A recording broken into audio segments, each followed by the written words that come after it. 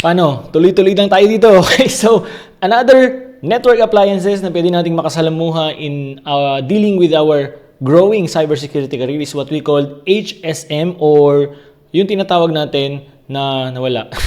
Hardware Security Module or HSM. So, iba-iba yung term, iba-iba yung tawag dito, iba-iba yung classification or characteristics when we say hardware security module, pero yung concept, yung function niya is almost the same thing. So, ang nangyayari is it's a dedicated hardware or dedicated module na dinesign para mag-provide ng secure storage, management of cryptographic keys, as well as performing cryptographic operations sa mga devices natin.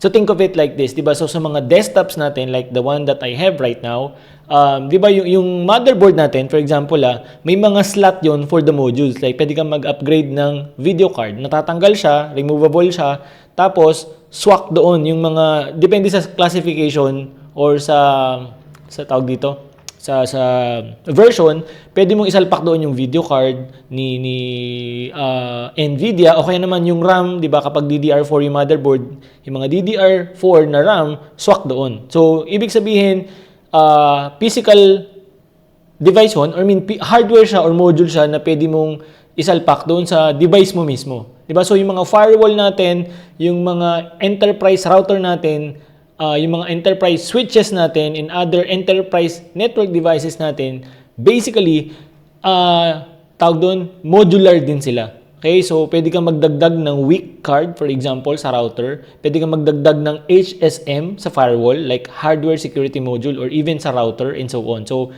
itong HSM is basically another physical module, like a LAN card or video card na pwede mong isalpak doon sa device mo. Para nang sa ganun, it can help you provide secure storage and management of cryptographic keys. So, ang ginagawa ng mga HSM or hardware security module is basically enhancing the security of sensitive data and cryptographic processes kasi it takes resources kapag ka magpa-process tayo ng mga cryptographic processes, mga protocols and so on, or management of keys natin. So kung lahat yon ibibigay mo, yung function na yon, kung lahat yung trabaho na yon ibibigay mo dun sa built-in resources ng device mo, it will take resources or consume the resources, pwedeng mag-high utilization yung devices na yon or yung device na yon. That's why we are sometimes installing hardware security module para ito yung trabaho niya. Okay? Yung mga built-in resources or components doon sa device mo, less lang yung gagawin, hindi sila mag-high utilize.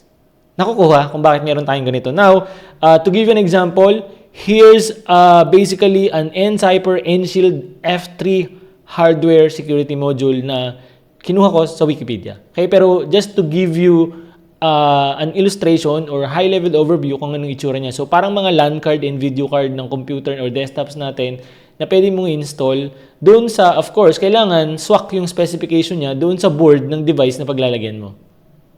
Does that make sense?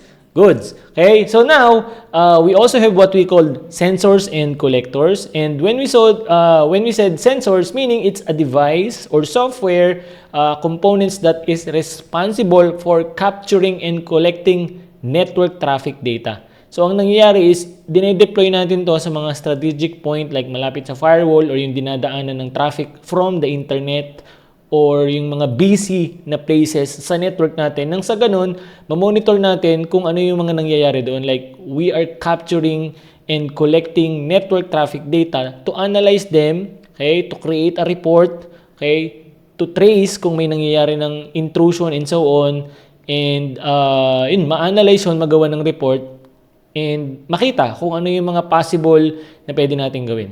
Okay, so sensors yun.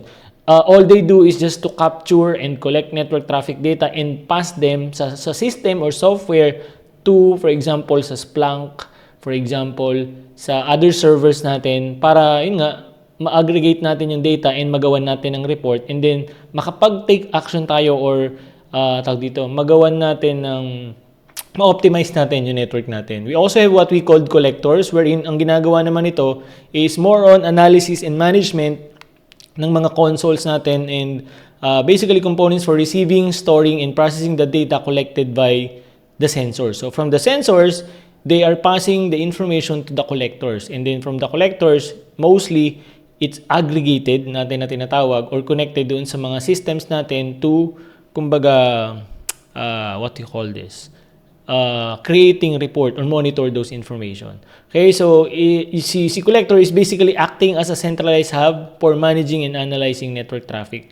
So, mga sensors natin na naka-deploy sa strategic points ng network infrastructure natin, they are passing those information sa mga collectors. Now, we also have what we call the aggregators. Okay, so si aggregator naman, it's more of a collector din. Kaya lang, ang ginagawa nito, it's connecting those information na nakuha natin from those sensors and collectors into different platforms or systems or multiple sources into a centralized location. So, kumbaga, ina-aggregate natin. Di ba, kung matatandaan nyo, dun sa mga naunang pinag-usapan natin, we can aggregate the information being received ng mga intrusion prevention and intrusion detection natin and then feed those information into our firewall. Pwedeng padaanin natin yon via our aggregators para mapili kung ano yung, for example, nakadetect yung intrusion detection natin ng new signature of malware.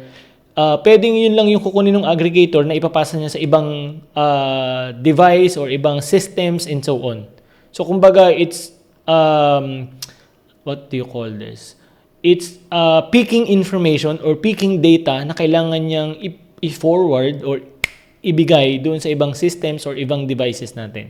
Okay? So, these are some of the additional network appliance na pwede niyong makasalamuha or pwede nating makasalamuha in our growing security career or network career. In the next one, we're gonna talk about more of the common network appliance. So I'll see you there.